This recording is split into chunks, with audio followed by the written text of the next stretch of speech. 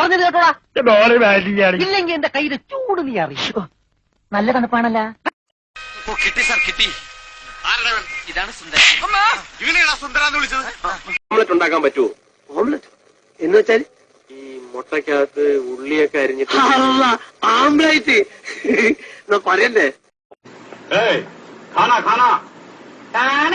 കാണാനൊന്നും എനിക്ക് പറ്റൊന്നുമില്ല. നഹി നഹി എന്ന് പറഞ്ഞാൽ നഹി. ഓരോ ഹേ. അയ്യോ അത് വേണ്ട.